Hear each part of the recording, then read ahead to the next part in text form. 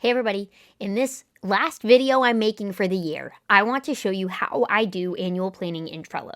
And actually I've previously done some of the planning and reflection in a Google Doc, but this year I've moved it all over to Trello. And so it's not even just the actioning that's in Trello, but it all is in Trello from the reflection to everything. So first of all, I want to point you to the Ultimate Annual Review, annualreview.life. You can go there. I found them a couple years ago. And there's this template that you can get that it's this Google Doc that has all sorts of interesting things to think through as you're planning and reflecting and just really helps you kind of jump into the year with intention. And it's one thing, when someone's like, how do I reflect on the year? How do I plan for the next year? This actually made it very tactical for me and gave me lots of different ideas with things to reflect on, specific questions to ask rather than what did I like and not like about last year. You can get a little bit more specific with it. And then, kind of doing if you've ever done any sort of what do you call it, like a wheel of life exercise where you can kind of rate yourself in different categories. You can do that. And so basically, I'm going to do it in a Trello board this year instead of in that Google Doc, and you can do it with me. So I've basically made this board. It's going to be a template. You can copy it, and then you can just fill out with your own information. But the way it works, we've got some images in here with some like inspirational quotes. But here's, kind of before you get started, tips and rules. I always like to do this kind of around this time of year before New Year's and just kind of give myself a couple hours to just think and reflect and ask questions and just go through that. And there's various sort of rules here that go with this. You can, take what you want and find what's useful. And then you're going to kind of start by looking back. And so in each of these cards, you're going to open it up to see questions inside of the card. So not in this one. If it's got an image on it, it's probably just a quote. But this one, for instance, it says, what were your major moments, milestones, and memories? And then you'll see in the description, there's areas for you to fill out these specific things. And pro tips of like, hey, look at your calendar, your journal, social media, email, go through your camera. And that's how you can kind of trigger your memory, because I never can remember what I've done in January, March at this time of year. And then, there's another sort of quote there. But again, no questions in that. And then you can go into each of these and answer questions about like what you're most proud of and skills you developed. And, then you can talk about obstacles. And you can see each one of these has different sort of questions for you to ask and reflect on. You can ignore this amazing fields here. It's not really needed until other lists. We'll come back to that in a second. But yeah, there's lots of good categories here. And if you think of other ones, feel free to add a card in and some questions that you want to reflect on. And yeah, next we move into the current life assessment. And so once you've kind of gone through all there, your brain's kind of firing on, all those cylinders, thinking through what you want to do. This is your current life assessment. And this is, you can open this up to read the instructions here, but basically you're going to assess your life across various dimensions. I actually think there's more than 10 at this point. To gain perspective on kind of where you're at. And if you've ever heard of like Tony Robbins' Wheel of Life, I think it's a Tony Robbins thing. I don't know, maybe it's somebody else too, but basically it's a similar sort of assessment where you kind of give yourself a score based on, not that. There we go. So you give yourself a score based on these specific categories. And so this is just, doing it in Trello. And so basically 1 means it's really not good. 10 means couldn't be any better. And I'm using Amazing Fields, the power up here, to have this score field that will update. And so if you put in a 3, it's going to be red. If you put in anything under 5, it's red. If you put in anything between like 5 and 8, it's yellow. And if it's 8 or higher, then it's going to be green. And so that way, when you, step back, you can kind of see across all of these categories which ones are low and which ones are really high. And if you want to make those changes, you can go into Amazing Fields and go into the settings, go to score, and you can change these numbers right here to be whatever you would like them to be. So you can say, maybe you're like, it's really only green if I make it a 10 or, whatever you want to do there. So totally up to you. And go through each one. And I mean, there's questions in the description, but you can, it's kind of the gist of each one where it's like, how do you feel about that? And so go in, reflect on that and give yourself a score and then kind of look through these. And the very last one says to kind of reflect on that. And so think about what are the 3 things that stand out and which dimensions are you motivated to focus on? And so, common misconception, I think a lot of people think, oh, if they're low, those are the ones I need to focus on. Whereas I actually kind of think sometimes the high ones may be the ones you still want to focus on because they're ones you want to maintain. But that being said, there's kind of a way to think of which ones am I wanting to maintain versus which ones am I really wanting to improve, which which ones am I just not even interested in, whether it's high or low? So I encourage you to kind of think through that in here. And then once you've done that, next you're going to move into the intentions for the next year. And once again, this is kind of zoomed out thinking.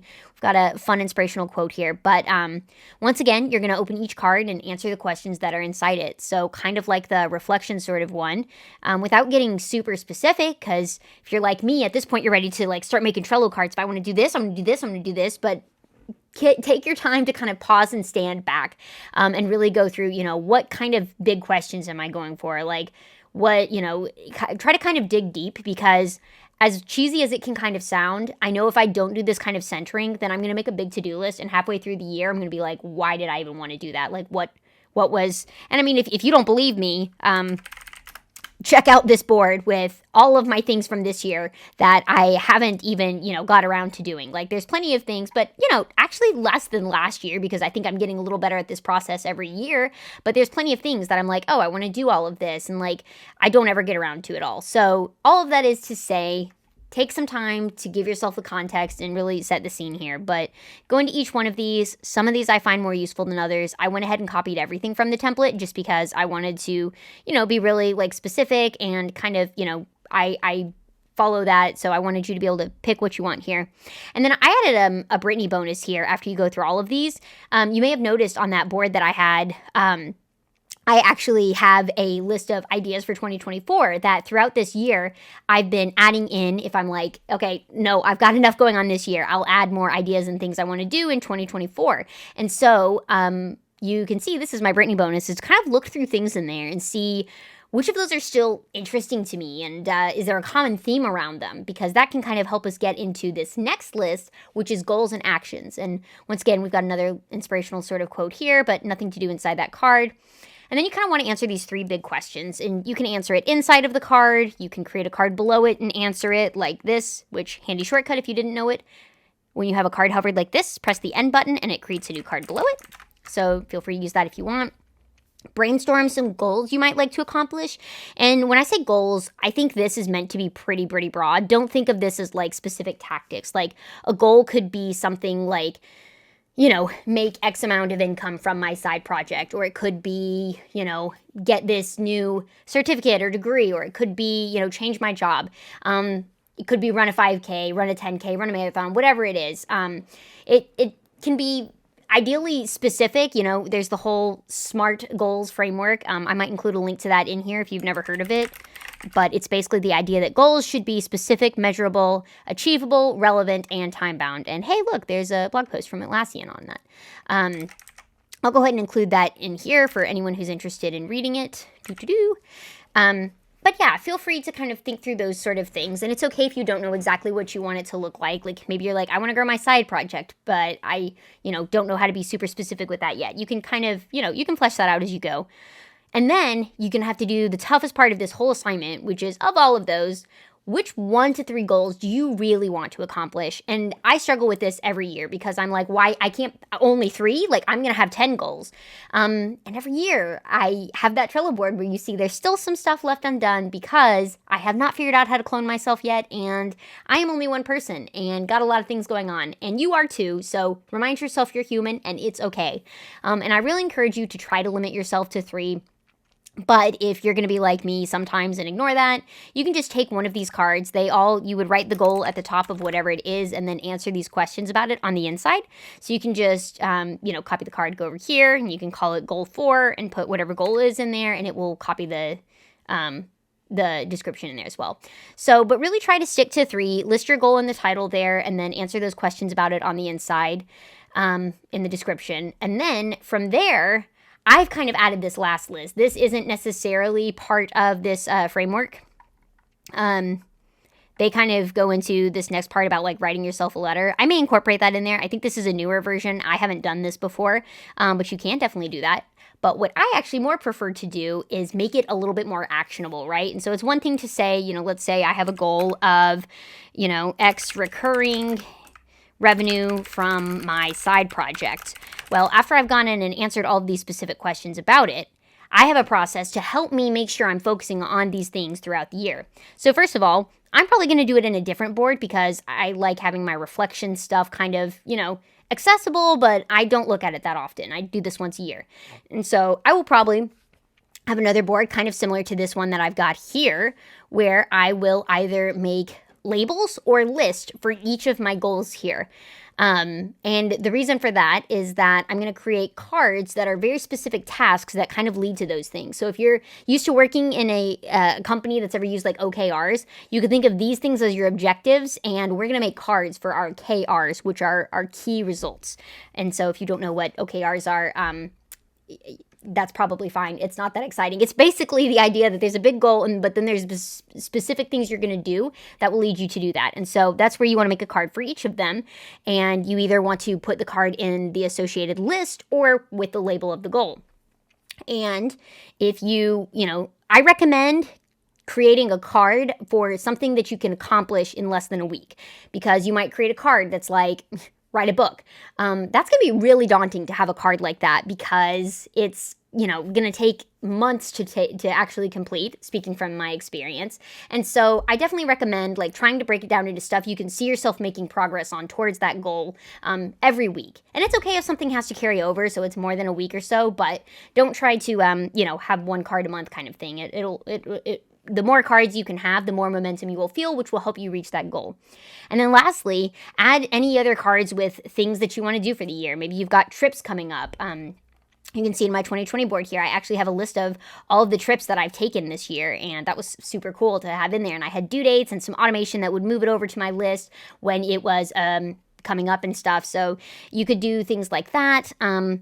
Maybe there's other sort of things of ideas you have of things you want to work on throughout the year. And I encourage you to add cards for that. And if you can't figure out what label or list they go in, then maybe that means it's not as important because it's not actually one of your goals.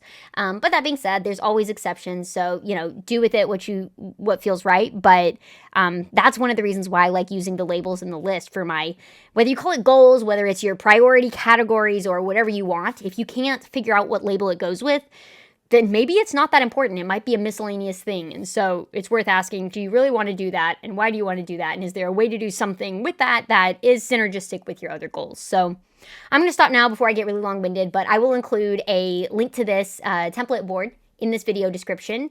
And I'm going to write about it on my Trello.substack.com, my Substack, all about how I Trello. And if you're not already subscribed, maybe that would be a great thing for you to do, to add to some of your goals here, to learn more about Trello if you're interested in using Trello and you want to see more ways to do it. Every week I publish a newsletter with tips and tricks and power-ups and features and just different things about getting things done in Trello, and I love answering user questions too. So if you ever need any help with anything, just reach out and let me know, and make sure to subscribe to this channel because I'm creating content like this all the time.